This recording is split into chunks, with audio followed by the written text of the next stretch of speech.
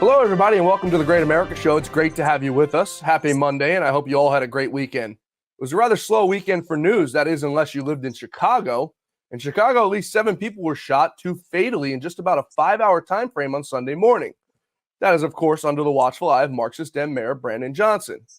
It doesn't matter if you're a Marxist Dem, an independent, or a Republican. There's no disputing that in this country right now there's a tailspin with no recovery in sight.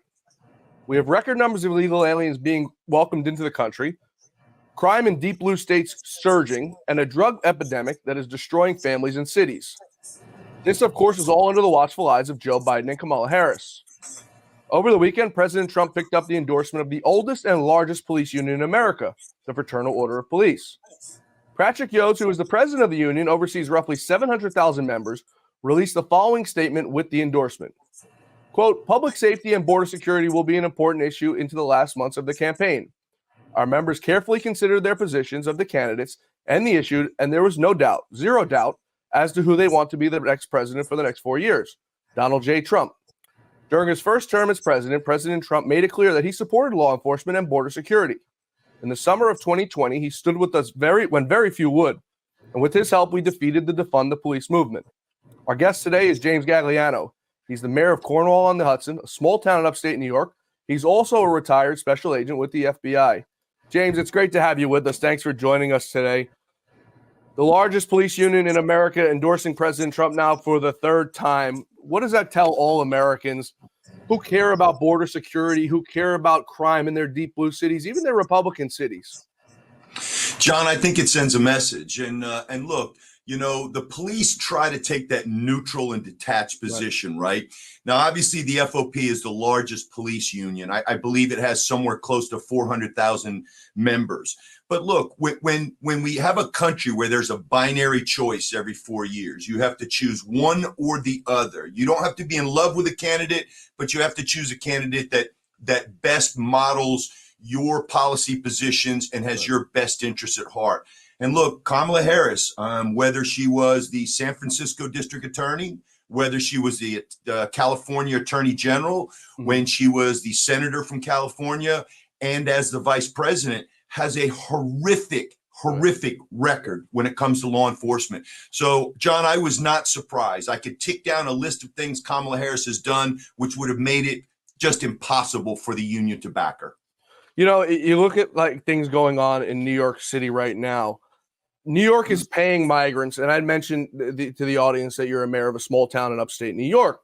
But you look at New York City, for example, they're paying migrant families. It's a test program, $4,000 to aid the transition out of shelters. So you pay these people $4,000 to get them out of shelters or these expensive, swanky hotels you're putting them in New York City.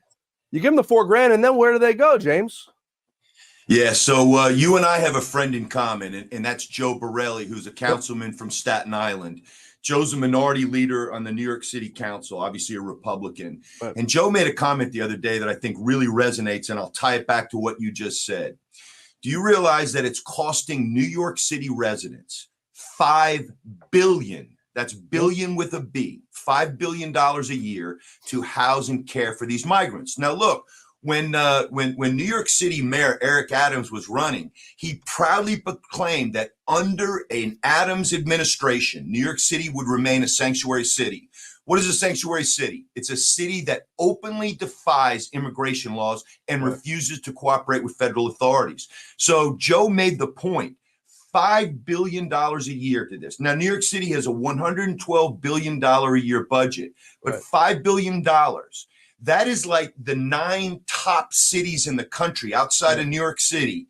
That is their entire budget. That's the budget per year for the city of Dallas. Think about that and what it's costing New York City residents. Right. And you know what? You know, the funny thing to me about it all is, you know, you have Mayor Eric Adams, who, of course, when he ran for office, he ran on the ideology of Bill de Blasio. Let's bring all these illegals here. You're welcome to New York. Come on in. And once you get here, we'll figure out what the hell to do with you. You know, I think he got a little ahead of himself because now he's got them here and he doesn't know what to do with them. So he's even started now speaking out against Biden, saying, well, you know, we've got to stop this a little bit. You know, we don't have any place for them. We really can't afford this. He starts speaking out about him. And now all of a sudden, his police commissioner, And all these people around him all of a sudden start getting their homes raided. Now, I believe in the presumption of innocence, just as I have, for everybody until you're given your day in court. But it's just highly peculiar because it brings me back to President Trump. President Trump is anti-establishment. He's, anti-everything establishment, I should say. And look what's happened to him, how many indictments, how many years in jail he faces. What do you think's going on with that? Mayor Adams, I mean, looks to be under some sort of microscope. And it's only after he started speaking out against this border invasion.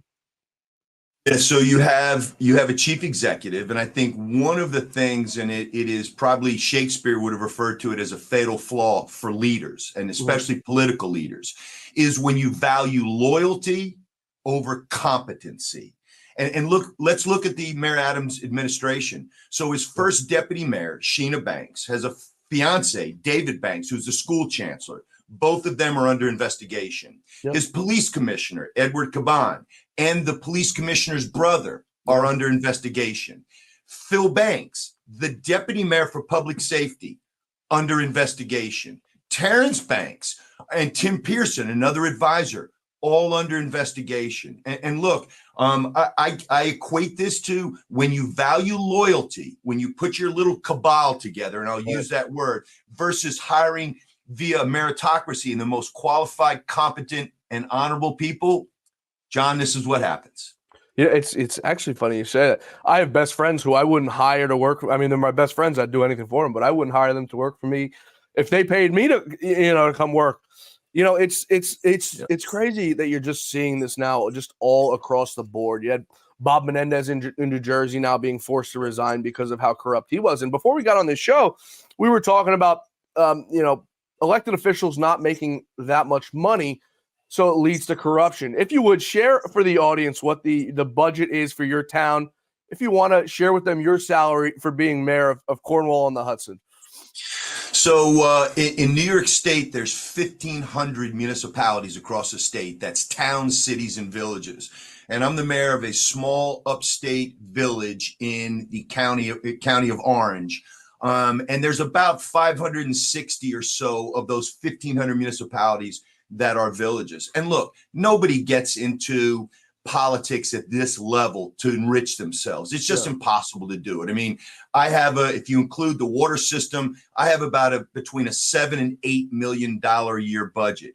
That is a rounding error for New York City. That's a rounding error. So, and a mayor here makes, $20,000. You're not doing it to enrich yourselves. Now, there's also a saying, I served in the F.B.I. and I was working south of the border down in Mexico City as the FBI's acting legal attaché for a couple of years.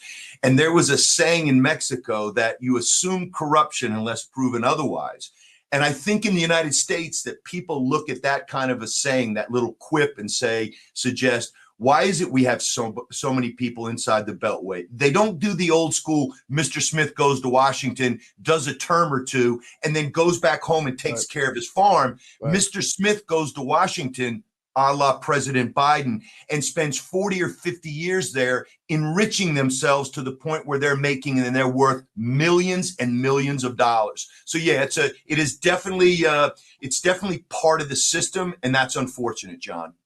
Before the show, we were talking about members of Congress, and I mean, $174,000 outside of what a mug you got there, outside of the great Lou Dobbs, may he rest in peace. Outside of New York and New Jersey and California, $174,000 is a lot of money. Yeah. But breaking it down, living in New York, I come from a family of three sisters, and four of us, six in a total family. We all went through college. I don't know how my father did it. I mean, took us on vacations every year. We were extremely blessed, and we're appreciative of that. But $174,000 after you take out taxes, if you live in New York, you're looking at probably under just about $100,000 a year. Now you're a member of Congress, and you have to go get an apartment in D.C. You're looking at $2,500 to $3,000 a month. You got a mortgage back home of $2,500 to $3,000. So you're looking at $6,000 a month when you're probably only making about $9,000 or $10,000 a month. Now you have a family to feed. You have a wife that needs to go shop. It's just the numbers don't add up So when you have those people who are there, like the Nancy Pelosi's and the Mitch McConnells, just fine with making $174,000 for, 20, 30 years, people need to wake up and realize, I've worked in politics a long time. And if you were to primary somebody, James, you were looked as a bad person. Why are you doing this to the party? I think the voters need to open their eyes up and realize that primaries are healthy and they weed out the garbage that's been there. It's stagnant for years and years and years. America would be a lot better off without the Nancy Pelosi's, the Chuck Schumers, even on the Republican side, the Mitch McConnells. Kevin McCarthy was there for 100 years, John Boehner. I think this country would have been a lot better off if we had gotten rid of these people a lot sooner. But I think people are finally starting to wake up. You look at Kevin McCarthy being ousted, Mike Johnson's feet are being held to the fire. We got John Boehner the hell out of there, Paul Ryan the hell out of there. So I think we're trending upwards, but I think it needs to happen a lot faster. We're going to take a quick break here. Next segment we go into, we're going to talk about the FBI, something you know very well, and what the hell is going on with them, and can they be salvaged? Could they be saved? We're talking with James Gagliano. We'll be right back. Stay with us. We're back. We're talking with former FBI agent James Gagliano. He's also the mayor of Cornwall on the Hudson, a small town upstate New York. James, before we went to break, I said we were going to talk about the FBI, an agency that you know all too well. Another school shooting last week, another tragedy in Georgia. The FBI knew about this a year before it happened. We're now learning that the mother of the suspected shooter called the school the morning of the shooting and said her son may be doing what he was doing that day, which was ultimately shooting up the school. The school counselor told the school administrator. They went to the children's classroom. They pulled the school bag of a student. It just so happens it was the wrong student. Moments later, they shoot up the school. You have an FBI, James, that's just, I think it's corrupt at so many different levels. Their focus is on the wrong thing constantly.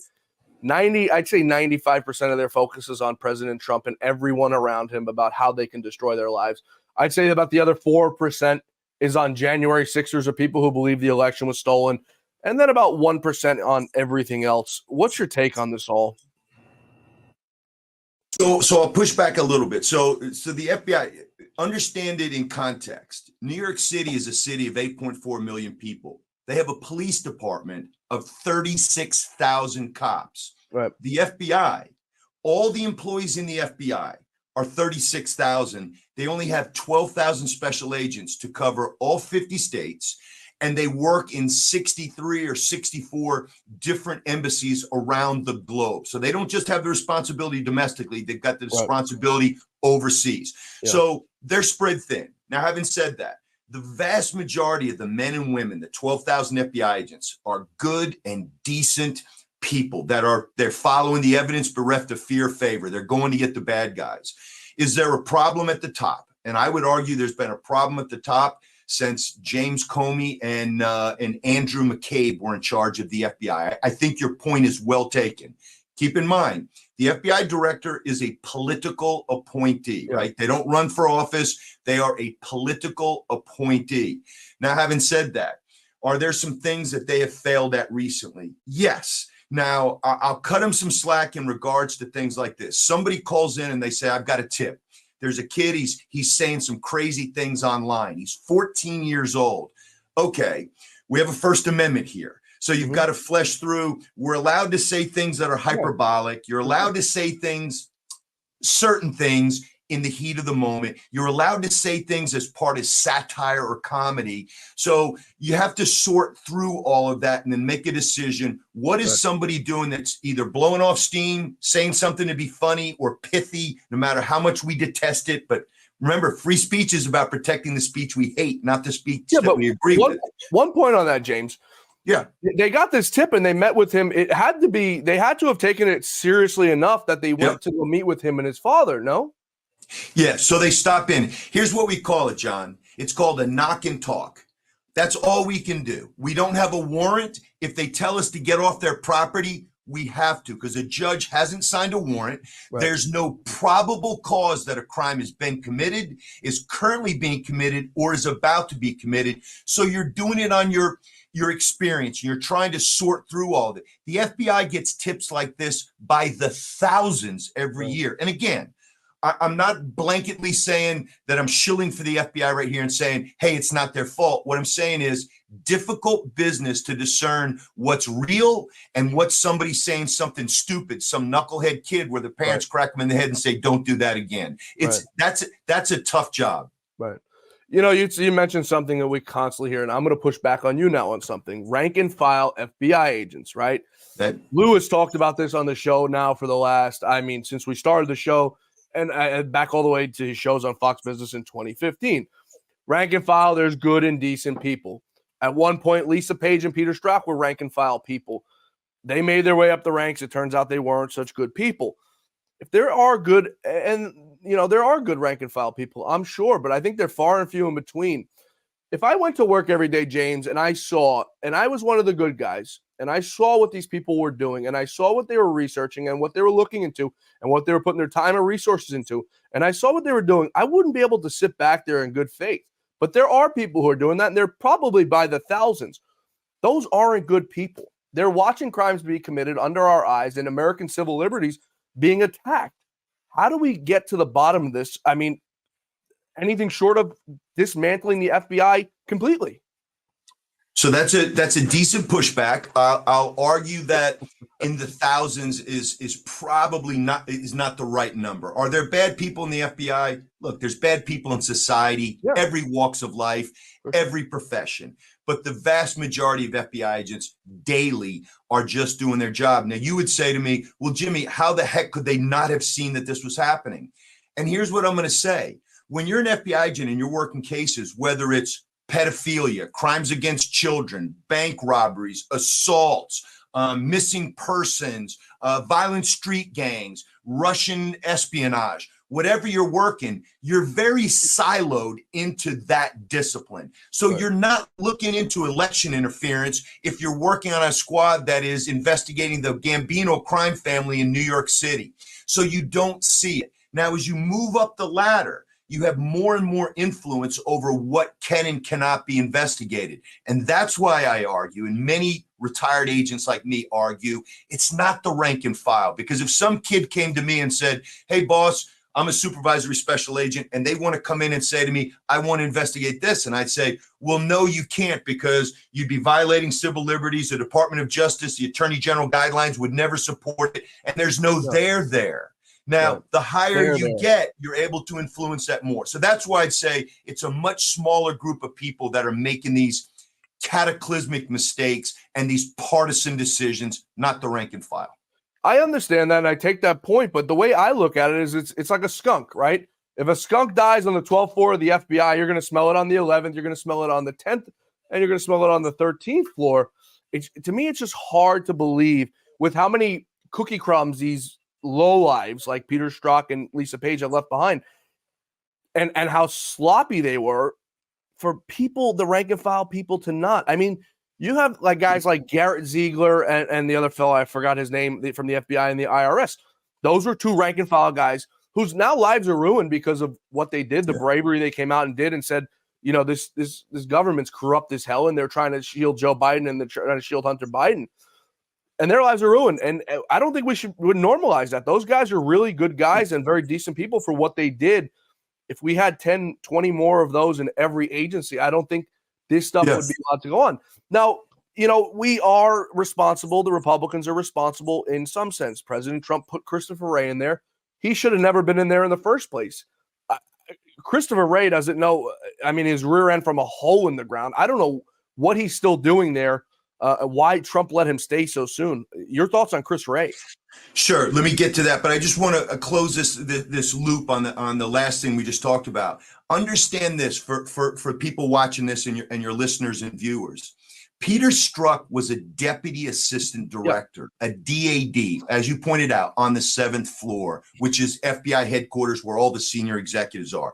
Lisa Page was a Department of Justice attorney assigned to the FBI. These aren't rank and file people. They should never have been involved in investigations. They should never have conducted the interview of General Michael Flynn. They inserted themselves. We understand and recognize that. But that's not the rank and file.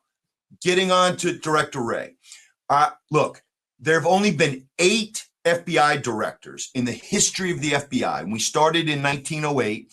And in 1924, a 29-year-old guy by the name of J. Edgar Hoover took over the FBI, took it from the Bureau of Investigation to the Department of Investigation, and then it became the FBI as we know it.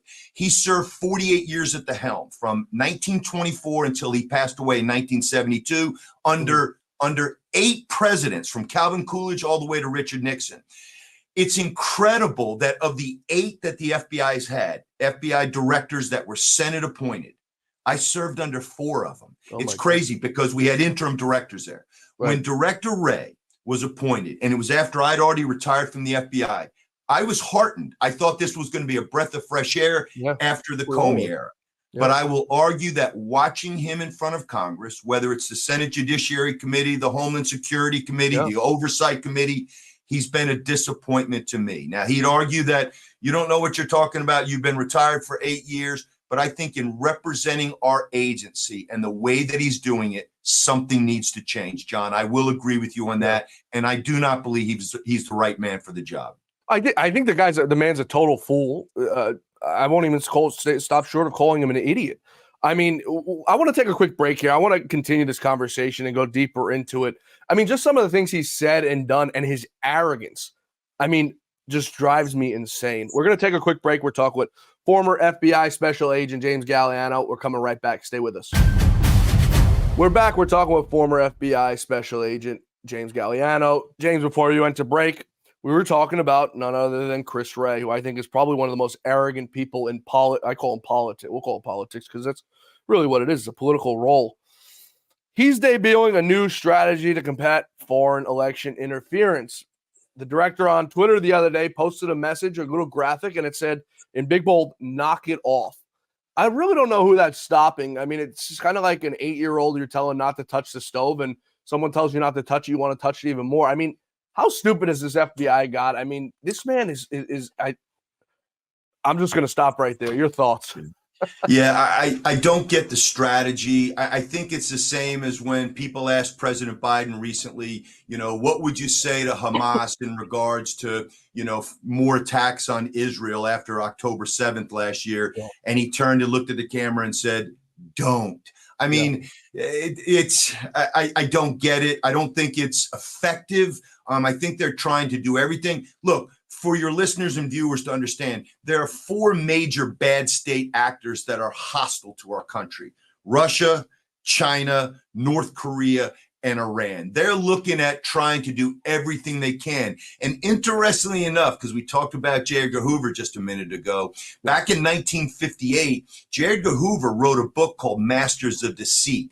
And he talked about back in the 50s, how the communists were hell-bent on destroying our free elections, doing anything they could do to sow dissent and chaos and anarchy to prove to the rest of the world that democracies don't work. Well, look, they didn't have the tools back then they do now. Now they have social media. Now they have ways to amplify messages and create and sow dissent and division. So look, I understand the FBI director is trying to put the word out there to them not to do it, telling them to knock it off. Is that going to frighten Vladimir Putin? The answer is no. We've got to do something much more concrete than that. Yeah. But it's, I guess it's part of their programmatic way of figuring out how to combat this in this upcoming election.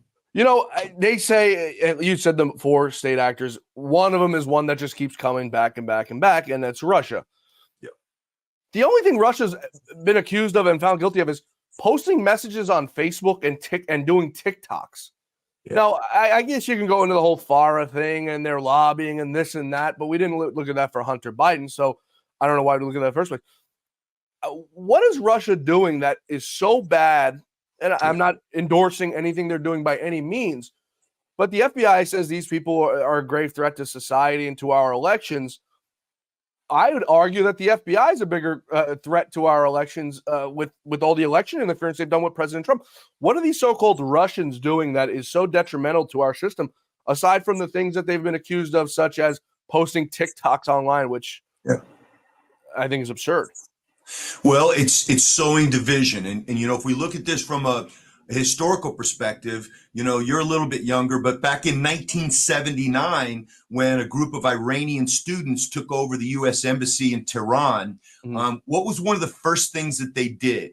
They released the African American Marines and sent them home. Why was that? Because they wanted to say, hey, look, the United States is the great Satan. They're subjugating minorities in the United States, and we're going to show you how we're different. And that was a way to try to draw a divide and sow dissent and division. The Russians are doing the same thing, but they're doing it via bots. They're doing it via the cyber world, which is to take things that would amplify our divisions. And what are our divisions? And unfortunately, in our country, the divisions are on politics and on race and on social class status, things like that.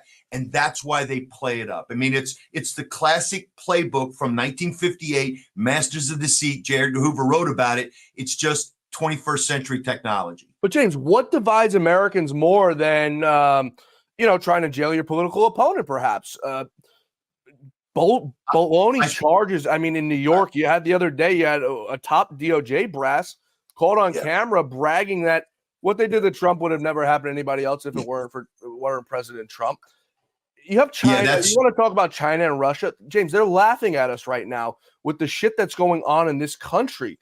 The jailing of a political opponent, transgenders playing in men's sports. I mean, you could go down the list of things that there are to laugh at Americans about. The greatest country in the world. I wouldn't want to live anywhere else.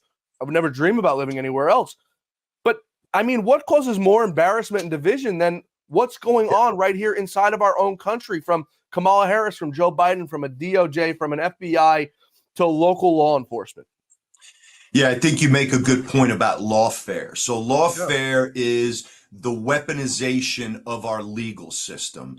And it is frustrating. And look, I watched, former New York State Governor Andrew Cuomo, not exactly a Trump fan or a Trump supporter or a Republican, say on Bill Maher's show a couple of weeks ago that he felt that Trump had been targeted in the Manhattan cases. But that's only because Cuomo was targeted too. Right. But the one that Alvin Bragg brought, which they never, ever would have brought against anybody else. And Democrats are sitting there going, yeah, the vast majority of the country, by the way, look at polling. Polling suggests that Donald Trump is being treated differently. President Biden can be caught with classified documents that he mistakenly took from the White House while he was writing a book and sharing information with a ghostwriter or the writer of the book. And he gets a slap on the wrist. Yet President Trump has a raid on his home in Mar-a-Lago. So yes, it does come across and appear and looks very much like he is being targeted, and that is lawfare. And that does make us look like a banana republic. Speaking of a banana republic, President Trump was nearly assassinated almost 2 months ago to the day. We still really don't know much. And the head of that investigation is none other than the FBI. It's unbelievable that the FBI is just behind everything and in charge of doing everything. It's very scary, in my opinion. But, we had Christopher Wray, who it took him 2 weeks to admit that President Trump was shot with a bullet. Clearly, the man was shot with a bullet. I mean, they tried to play off that he was hit with shrapnel or of a teleprompter. I mean, they tried to go through every explanation possible just to not say that President Trump was shot. And I don't care if he was nicked or if the man was fully shot. The man was shot at. People missed the point completely. The shot was taken at him with the potential that he could have been killed and should have been killed by the grace of God. He wasn't, thank God. I mean, it's truly insane. The FBI out with a statement over the last week. They say that this is the reason they're giving us, that the shooter took a shot at President Trump is because he, quote, saw a target of opportunity. Well, no crap he saw. I mean, what the hell is wrong with these people, James? Yeah, that's the public affairs office of the FBI that obviously scripts and writes what the director is going to say or what an FBI statement is going to be. Look, could that have been handled better? And could the director have been a little bit better during his testimony and how he described it? And I think he realized after he said it and the FBI cleaned it up and walked it back, that he should have been a little bit more precise in his language. And when you're testifying in front of Congress, Precision of language is important. This was a colossal failure. The fact that a former president and a current candidate for the presidency, someone was a clown, a kid, was able to get within 130 yards away from, the platform where the former president was speaking and take 8 shots, killing one person, wounding 2 others. Yeah. And yes, a rifle round actually did strike the president's ear and nearly kill him, a millimeter or 2 to the right, and we'd be having a completely different conversation right now. So, yeah, this is it's a sad state of affairs. The FBI is not the only agency conducting an investigation. They are conducting an investigation into what was behind this. Was this a lone wolf, as they are alleging right now? And I don't have any insight to the investigation, so I'll take them at their word there. But the Secret Service is conducting an internal investigation. The Office of the Inspector General is conducting an investigation, and President Biden did allow that there was going to be an independent investigation with none of those 3 involved. So we'll see where it goes. Yeah, the problem I see with that is it all reports back to Joe Biden. I mean, it's like investigating the investigators when, the corrupt ones are investigating themselves. Obviously, you never get an honest answer as to what's going on. On January 6th, we knew who was at the Capitol the next damn day, whether it be grandparents, elderly people. FBI was at their door, AR-15s drawn, pulling them the hell out of their houses and into the D.C. gulag. A lot of them still sitting there. Merrick Garland out there bragging about the whole thing as if it's as some sort of joke. I mean, the whole thing is just corrupt as hell, and it's truly troubling and sad to see. Speaking of, Merrick Garland out last week saying anyone who dare challenge this next election will be prosecuted and persecuted, as we've seen in the past. As I said, those January 6th defendants still sitting there, hundreds of them still sitting in the D.C. gulag. President Trump putting out a message to Merrick Garland that if he is to win, and hopefully he does, he's going to crack down on any election cheaters, including VPs who hid their president's decline. I think taking aim at Kamala Harris, as people don't realize, Joe Biden is still the president. I mean, he may be on vacation still a lot more than often, but he's still the president of the United States. He still has a country to run. Kamala Harris is not the president, and hopefully will never be. When President Trump was there, they wanted to remove him at every single turn. I mean, the guy slipped on a thing at the Air Force Academy. He said he's got cognitive decline. He said a word. He's impaired. There's something wrong with him. He has a phone call with the president of Ukraine. He's corrupt. Meanwhile, you've got Joe Biden falling down the stairs, falling up the stairs. I mean, doing everything magically possible. Yet he's still the president of the United States. I mean, how worried should Americans be right now?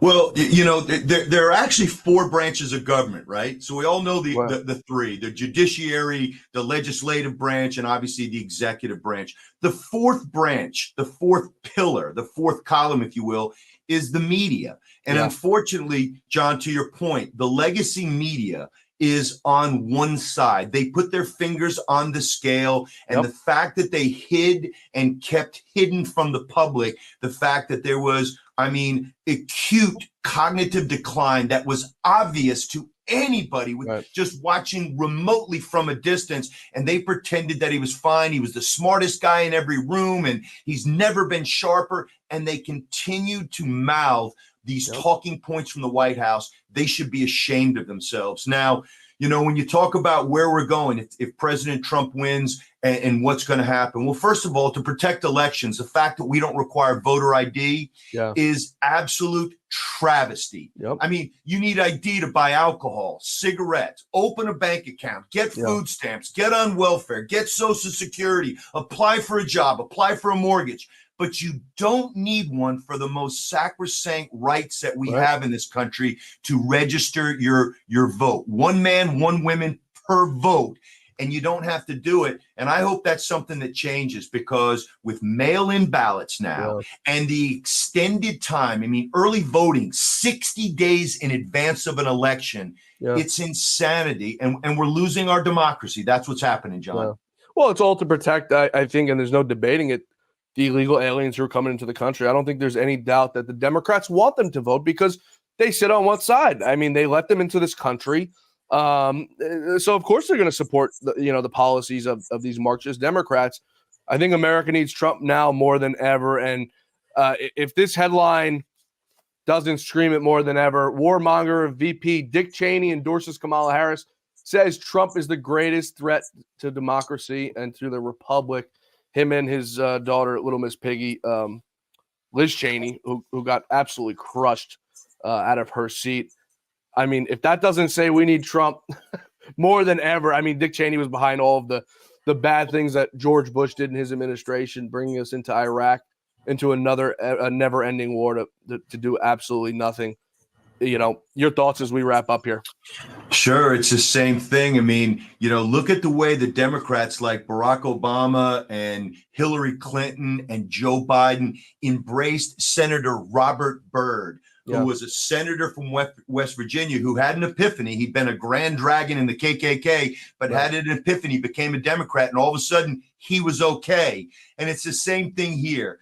They hate Republicans. Reagan was racist. Reagan was elitist. Reagan was this. Right. Bush 41 was the same. Bush 43 was the same. Romney was the same. Now Trump's the same. When you fearmonger and scaremonger the way that you do and call all these names, when you say it about Trump, it just numbs us to that.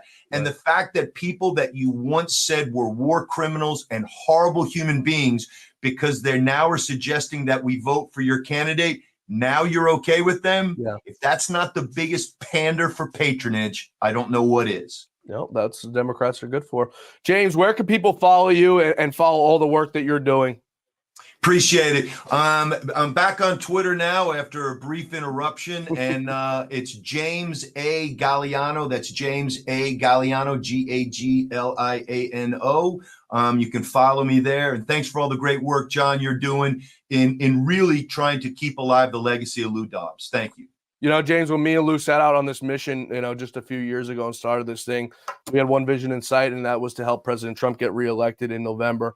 So when Lou passed away, I took a month off, and I said, it'd be selfish of me to sit back and not finish the mission that me and my best friend started. So I appreciate you coming on the show today. Thanks so much.